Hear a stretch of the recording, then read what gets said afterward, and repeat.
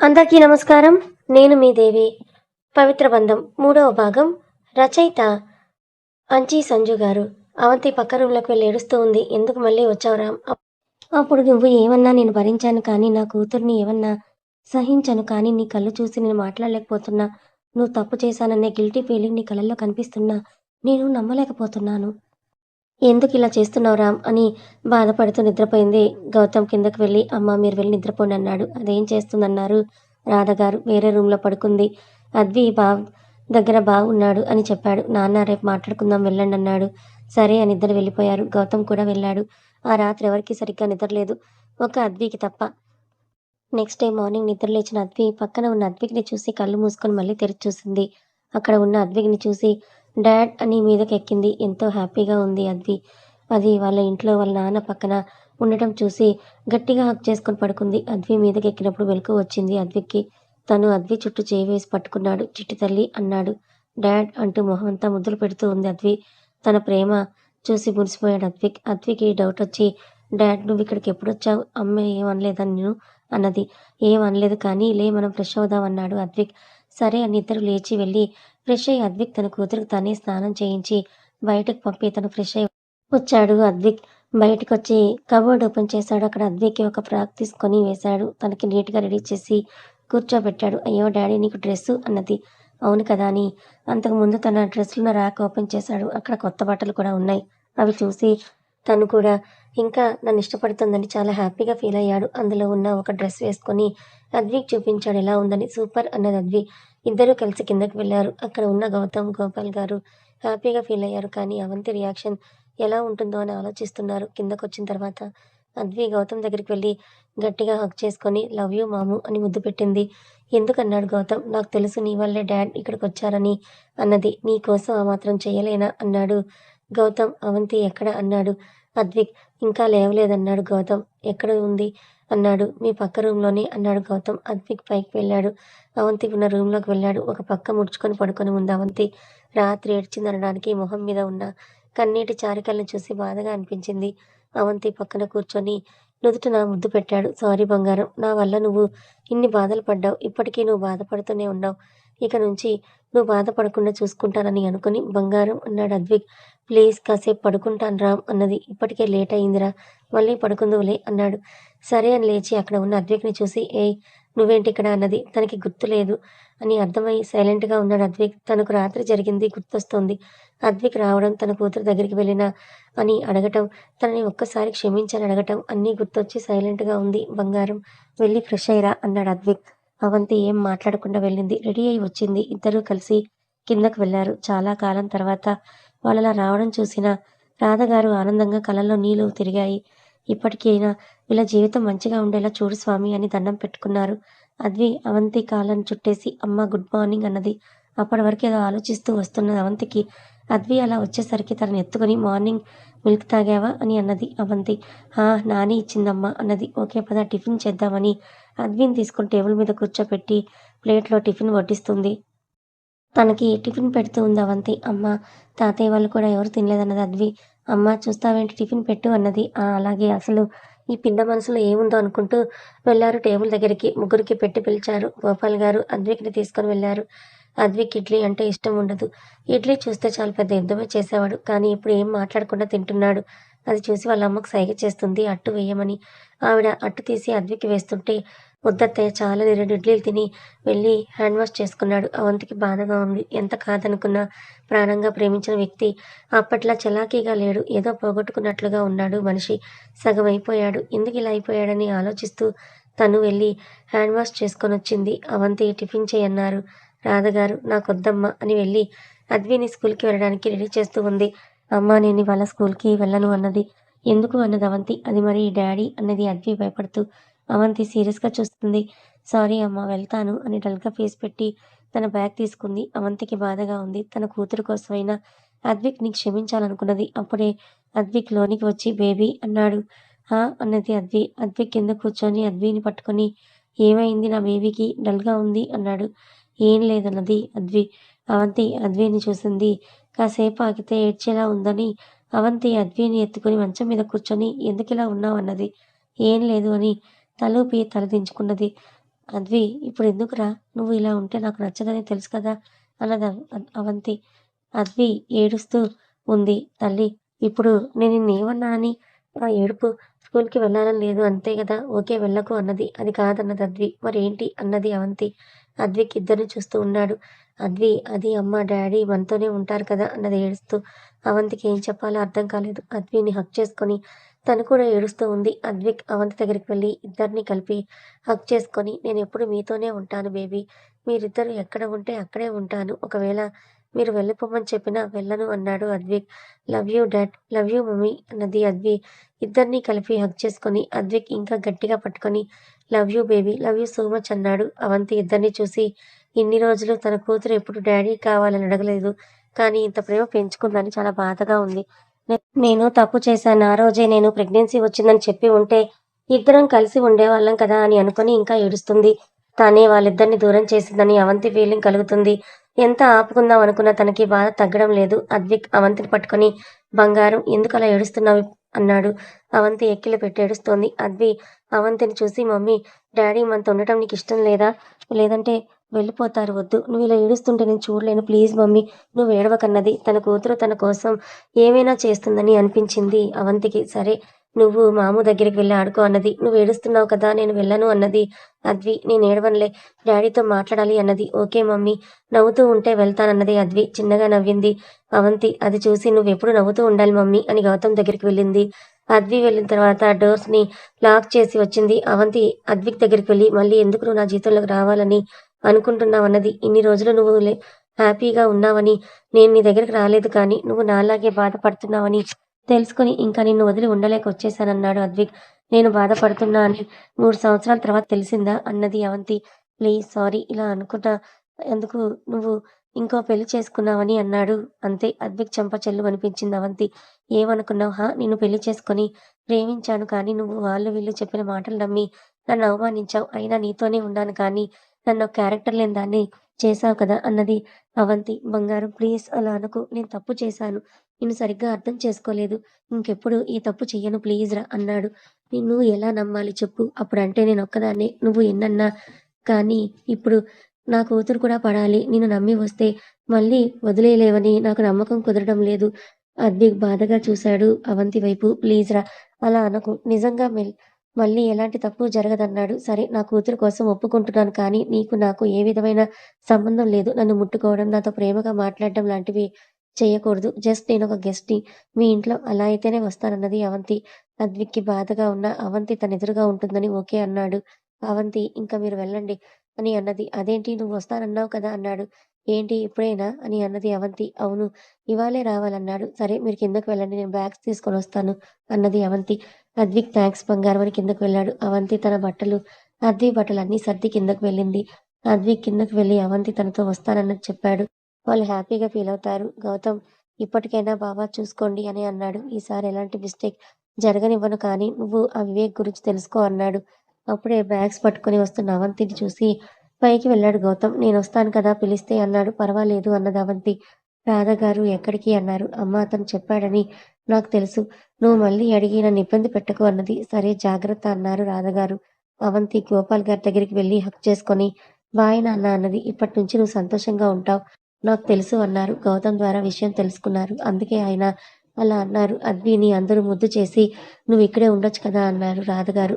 నేను డాడీ దగ్గర నుంచి రాను అన్నది. అయితే ఈ మాము వద్దా అన్నాడు గౌతమ్. నువ్వు లేకుండా ఎలా డాడ్, మాముని కూడా మనతో తీసుకొని వెళ్దాం అన్నది అద్వి. సరే నీ ఇష్టం అని ఎవరినైనా తీసుకొని వెళ్దాం అన్నాడు అద్విక్. రాధగారు నువ్వు మాత్రం మీ అమ్మ దగ్గర, నాన్న దగ్గరే ఉండాలి. మరి నా కొడుకు నీతో ఎలా వస్తాడు అన్నారు. అమ్మ మామును కూడా తీసుకొని వెళ్దాం అన్నది అద్వి. మాము మనతో వస్తే తాతయ్యని, నానిని ఎవరు చూసుకుంటారు అన్నది. ఓహ్ అవును కదా, సరే మనమే ఆదివారం వద్దాం అన్నది అద్వి. అందరూ అద్వి ఆలోచన చూసి ఫిదా అయిపోయారు. ఆ తర్వాత అద్విక్ మావయ్య ఇంకా వెళ్తామన్నాడు. సరే జాగ్రత్త అని అవంతిని కారులో కూర్చోబెట్టి ముగ్గురు కారెక్కారు. అద్విక్కి చాలా హ్యాపీగా ఉంది. అవంతికి భయంగా ఉంది. మళ్ళీ ఏం జరుగుతుందో అని. అద్విక్ హ్యాపీగా అద్విని తీసుకుని ఇంటికి వెళ్ళాడు. అద్విక్ కారు ఆగిన తర్వాత అవంతిని చూసి ఇంట్లో పనిచేసే అమ్మాయి క్రాంతి లోపలికి వెళ్ళి అమ్మా సుమిత్రమ్మ అంటూ పిలిచింది. సుమిత్ర గారు అబ్బా శాంతి ఏమైంది అన్నారు బయటకొస్తూ. అమ్మా అవంతమ్మ నీ తీసుకొని వచ్చారు మన అద్విక్ బాబు అన్నది. నువ్వు నిజమే చెప్తున్నావు కదా అన్నారు. అవునమ్మా! వస్తున్నారు అన్నది శాంతి. "నువ్వెళ్ళి హారతి పళ్ళెం తీసుకొని అన్నారు. శాంతి లోనికి వెళ్ళింది హారతి పళ్ళెం కోసం. ఈలోపు అద్విక్‌ని, అవంతిని తీసుకొని గుమ్మం దగ్గరికొచ్చాడు.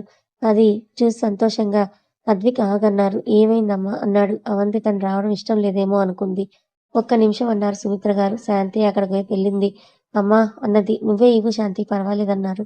శాంతి ముగ్గురికి హారతిచ్చి బొట్టు పెట్టి బయటకు వెళ్ళింది. అద్విక్ అవంతిని తీసుకొని లోపలికొచ్చాడు. సుమిత్ర గారు అవంతి దగ్గరికి వెళ్లి, "అమ్మా! ఎన్ని రోజులయింది తల్లీ నిన్ను చూసి. వాడి మీద కోపం వస్తే నేనేం చేశాను? వదిలేసి వెళ్ళిపోయావు. ఒక్కసారైనా నేను నీకు గుర్తు రాలేదా?" అన్నారు. "సారీ అత్తయ్య" అన్నది అవంతి. అప్పుడే అద్విని చూసి తను అన్నారు. "మీ మనవరాలన్నది అవంతి. "నిజమా చిట్టి తల్లి" అన్నారు చెయ్యి చాపి. "డాడ్ ఈవిడెవరు?" అన్నది. "నానమ్మ" అన్నది అవంతి. "అయితే నువ్వు నాకు నానివే" అన్నది. "అవును" అన్నారు సుమిత్ర గారు. "నాని" అని ఆవిడ దగ్గరికి వెళ్ళింది. అవంతి శాంతిని చూసి "ఎలా ఉన్నావు?" అన్నది. "నేనిప్పటి వరకు బాలేను. ఇప్పుడు సూపర్‌గా ఉన్నా" అన్నది. "నువ్వింకా అలాగే మాట్లాడుతున్నావా?" అన్నది అవంతి. "అయ్యో! నన్ను తినేస్తోంది తల్లి" అన్నారు సుమిత్ర గారు. "నేనేం అలా చేయడం లేదు" అన్నది శాంతి. "సరే ఈ బ్యాగ్స్ లోపల పెట్టు" అన్నాడు అద్విక్. అవి తీసుకొని పైకి వెళ్ళింది శాంతి. అవంతి కూడా పైకి వెళ్ళింది. "అద్వి మనం కూడా వెళ్దాం రా" అన్నాడు అద్విక్. "నేను కాసేపు నానమ్మ దగ్గర ఉంటాను డాడీ" అన్నది. సరే అని అద్విక్ పైకి వెళ్ళాడు. అవంతి తన బట్టలు సర్దుకుంటూ ఉంది. అద్విక్ అవంతి దగ్గరికి వెళ్లి "నేను హెల్ప్ చేయనా?" అన్నాడు. "అవసరం లేదు. మీ పని మీరు చేసుకోండి" అన్నది. "బంగారం ప్లీజ్ అలా అనకు" అన్నాడు. "చూడు నాకు నువ్వంటే ఇష్టం లేదు. నన్నొదిలేయ్. నీ కూతురుంది కదా! వెళ్ళు దానికోసమే వచ్చాను. ఇప్పుడు ఎలా ఉన్నా రేపు డాడీని దూరం చేశానని అది బాధపడుతుంది. అది నేను నీతో వచ్చానని అంటే కానీ నీ మీద ఇష్టంతో కాదు" అన్నది. "అయినా నిన్ను నమ్మడం అనేది జరగదు" అన్నది అవంతి. ఆ మాట వినగానే అద్విక్ అక్కడి నుంచి వెళ్ళిపోయాడు. బాధగా "నేనెవరికీ నీ దగ్గర నమ్మకం సంపాదించుకోలేనేమో" అని అనుకున్నాడు అద్విక్. అవంతి తన బట్టలు అద్వి బట్టలు అన్నీ సర్ది కిందకు వెళ్ళింది. తన కిచెన్‌లోకి వెళ్లి వంట చేయడం మొదలుపెట్టింది. శాంతి హెల్ప్ చేసింది. ఇద్దరూ కలిసి లంచ్ డైనింగ్ టేబుల్ మీద పెట్టారు. అద్విక్, సుమిత్ర గారు, అద్వి ముగ్గురు వచ్చారు. ముగ్గురికి పెట్టింది అవంతి. అద్వి డాడీ నీకు నేను పెడతాను అన్నది. సరే అన్నాడు. తన చిట్టి చేతులతో అద్విక్‌కి భోజనం పెట్టింది. అది కూడా అద్విక్‌కి అసలిష్టం లేని కర్రీ ఫ్రాన్స్. ఓకే. ఇంక నువ్వు తిను అన్నాడు అద్విక్. నాకు నువ్వే పెట్టాలి అన్నది. నీకే కర్రీ అంటే ఇష్టం అన్నాడు. నాకు చికెన్ అంటే ఇష్టం అన్నది. మరివాళ చేయలేదు కదా! ఫ్రాన్స్ తింటావా అన్నాడు. తింటాను అని అంది. అద్విక్ అది కలిపి అద్వికి పెట్టాడు. నువ్వు తిను డాడీ అన్నది. అవంతి సారీ మా అని అద్విక్ దగ్గరగా ప్లేట్ తీసుకొని తినడం మొదలుపెడుతుంది. నేను తనకి భోజనం పెట్టకూడదా? అన్నాడు అద్విక్. నేను పెట్టకూడదని అనలేదు. సైలెంట్‌గా తిను అని పిలిచాను కానీ తను తింటే నేనేం చేయను అని అన్నది అవంతి. అద్విక్ మా ఇష్టం వచ్చినట్లు తింటాం అన్నీ అద్విని ఒళ్ళో కూర్చోబెట్టుకొని తినిపిస్తూ ఉన్నాడు. అద్వి నవ్వుతూ కబుర్లు చెప్పుకుంటూ ఉన్నది. సుమిత్ర గారు తినడం అయిపోయిన తర్వాత అద్విని తీసుకొని హాల్లోకి వెళ్లారు. అవంతిని కూడా తినమని చెప్పి అద్విక్ అద్వి పెట్టిన ప్లేట్‌లో పెట్టుకొని తింటున్నాడు. అది ప్రాన్స్ కర్రీతో. అవంతి అలాగే చూస్తూ ఉంది. తను ఎందుకు ఇలా బిహేవ్ చేస్తున్నారని. అద్విక్ తను తిని "ప్లీజ్ తొందరగా తిను" అన్నది అవంతి. నే "మీరు వెళ్ళండి. అవసరం లేదు. ముందు తిను" అన్నాడు. అవంతి సైలెంట్‌గా తిన్నది. ఇద్దరూ కలిసి హ్యాండ్ వాష్ చేసుకొని బయటికి వెళ్లారు. అద్విక్ ఆఫీస్‌కి వెళ్తాడు. అద్వి, సుమిత్ర గారు నిద్రపోతారు. అవంతి అక్కడే హాల్‌లో కూర్చొనుంది శాంతితో మాట్లాడుతూ. అప్పుడే అక్కడికొచ్చిన సదానందం, భువన, రిధిమ అవంతిని చూసి షాకయ్యారు. ఎప్పటికీ రాదు, అద్విక్ తీసుకొని రాడు అనుకున్న అవంతి ఇంట్లో చూసి పిచ్చి పట్టినట్లయింది వాళ్ళకి. సదానందం అవంతి దగ్గరికి వెళ్లి "నువ్వు ఇక్కడ ఏం చేస్తున్నావు?" అన్నాడు. "నా ఇంట్లో నేనుంటాను" అన్నది అవంతి. "నీ ఇల్లు ఎలా అవుతుంది?" అన్నాడు. "నా మొగుడికి చెందింది ఏదైనా నాకు తప్పకుండా చెందుతుంది" అన్నది. "ఇన్ని రోజులు ఏమయ్యింది నీ మొగుడి మీద ప్రేమ" అని అన్నాడు. "నాకెప్పుడూ ఉంది. మీలా గంటకొక రకంగా మారేదాన్ని కాదు. ఏ అమ్మాయి మర్యాదగా మాట్లాడు. మేము గంటకొకలా మాట్లాడాల్సిన అవసరం మాకు లేదన్నాడు సదానందం. నాకు తెలుసు. మీ అమ్మాయిని అద్దెకిచ్చేయడం కోసం ఎన్ని చేశారో తెలుసు. నన్ను ఇంట్లో నుంచి బయటకు పంపించడానికి కారణం మీరే కదా! అన్నది సదానందం. మేమలా ఎందుకు చేస్తామన్నాడు. అవునా! నాకు తెలుసు. ఈ నక్క వినయాలు మీ కూతురు ఏమో పార్టీలు, పబ్బులు అని తిరుగుతూ ఉంటుంది. కానీ నన్ను వెలికి చూపే ప్రయత్నం చేస్తారు మీరు. ముందు మీ అమ్మాయిని సరిగ్గా పెంచండి అన్నది. అవును. అయితే ఏంటిప్పుడు? నా కూతురు తిరుగుతుంది. ఏంటి? నువ్వు మాకు నీతులు చెప్పాల్సిన అవసరం ఏమీ లేదు. ముందిక్కడి నుంచి వెళ్ళు అన్నాడు సదానందం. మీ అల్లుడు వచ్చిన తర్వాత వెళ్ళిపో అని అంటే వెళ్ళిపోతానన్నది అవంతి. అక్కడ జరిగేది మొత్తం రికార్డ్ చేస్తూ ఉంది శాంతి. మళ్ళీ అవంతి ఏమైనా అంటే ఉంటుంది అని ఏంటే ఎక్కువ చేస్తున్నావు అన్నది రిధిమ. నేను చేస్తాను. నీకేంటి అన్నది అవంతి. నీకు పొగరు బాగా ఎక్కువైందన్నది భువన. అవును నీకొంచెం కావాలా పిన్ని అన్నది. ఏయ్ ఛీ! నీలాంటి దాన్ని నన్ను పిన్ని అని పిలవడం ఏంటి? నువ్వు ఈ 3 సంవత్సరాలు ఎవరితోనో తిరిగి మళ్ళీ ఇక్కడికొచ్చావు. నువ్వు రాకుండా ఉంటే నా కూతుర్ని పెళ్లి చేసుకునేవాడు అద్విక్ అని అంటారు భువన. డోర్ దగ్గర అయిన సౌండ్‌కి తల తిప్పి అటు చూస్తారు. అప్పుడే అక్కడికొచ్చిన ఆ సుమిత్ర గారు ఏం జరిగిందన్నారు? అసలు ఈ అమ్మాయిని ఎందుకు ఇంట్లోకి రాగానే బయటికి గెంటేయకుండా ఇక్కడే ఉండనిచ్చావన్నది భువన. ఇంకా మాటలేంటి మమ్మీ బయటికి తీసేయ్ అని అంది రిధిమ. ఏంటి ఎక్కువ చేస్తున్నావు హా? బయటికి పంపిస్తారా? రండి చూద్దాం మీరో నేనో అన్నది అవంతి. చూడు అమ్మాయి నువ్వు మర్యాదగా ఇంట్లో నుంచి వెళ్ళు లేదా మా అల్లుడు వస్తే నీకు మామూలుగా ఉండదన్నాడు సదానందం. బావకి ఫోన్ చేయండి డాడీ అన్నది రిధిమ. మధ్యలో ఆయనెందుకు నాతో మాట్లాడడం మానేసి ఇక్కడ లేని మనిషికి ఫోన్ చేసి రప్పిస్తున్నారు అని అంటే అర్థం మీకు చేత కాదనే కదా అన్నది. ఏయ్ అన్నది రిధిమ. వదిన ఆ పిల్ల అన్ని మాటలంటుంటే మీరు ఒక్క మాట కూడా మాట్లాడటం లేదు ఎందుకు అన్నది భువన. మీరంటున్నారు తను సమాధానం చెప్తోంది. ఇంకా మధ్యలో నాకెందుకని అన్నారు. అది ఏంటక్క అలా అంటావు? ఆ అమ్మాయి గురించి నీకు తెలుసు కూడా ఇంట్లోకి ఎందుకు రానిచ్చావు అన్నాడు సదానందం. తను ఎలాంటిదో తెలుసు కాబట్టే ఇంట్లో ఉంది అన్నారు సుమిత్ర గారు. అమ్మా అవంతి నేను వెళ్తున్నా అని రూమ్‌లోకి వెళ్ళిపోయారు. అవంతి ఇప్పుడు చెప్పండి అన్నది. ఏంటే చెప్పేది అన్నారు భువన గారు. చూడండి పిన్ని నన్ను అన్ని మాటలంటున్నారు కదా! ఒక్కటడగనా? నన్ను అనే ముందు మీ కూతురు ఏం చేస్తుందో ఆలోచించండి. ఒక పెళ్ళైన మగాడి కోసం ఇన్ని చేస్తోంది. మరి తనని ఏమనాలి? అని అన్నది. ఏయ్! ఏంటి ఎక్కువ వాగుతున్నావు? హా! ఎన్నైనా చేస్తాను. నా బావ కోసం. పెళ్ళైన పిల్లలు ఉన్నా నేను నా బావ వెనుక తిరుగుతూ ఉంటాను. అయినా నువ్వు రాకపోతే ఇంకో 10 రోజుల్లో ఏదో ఒకటి చేసి పెళ్లి చేసుకోవడం జరిగేది. ఇప్పుడు నువ్వు నాకు అడ్డొస్తూనే ఉన్నావన్నది. ఒక్కసారి పంపారు. ఇప్పుడు పంపిద్దాం అనుకుంటున్నారు కానీ అది జరగదు అన్నది అవంతి. ఎందుకు జరగదు? చూస్తూ ఉండు అన్నది రిధిమ. అయినా నేను నీలా చెయ్యను. ఏదైనా నిజాయితీగా ఉంటాను అని అన్నది. అంటే ఏంటి? మేము నిజాయితీగా లేమని అంటున్నావా? అన్నది భువన. అనడం ఏముంది? మీకు ఏం పని ఉంది?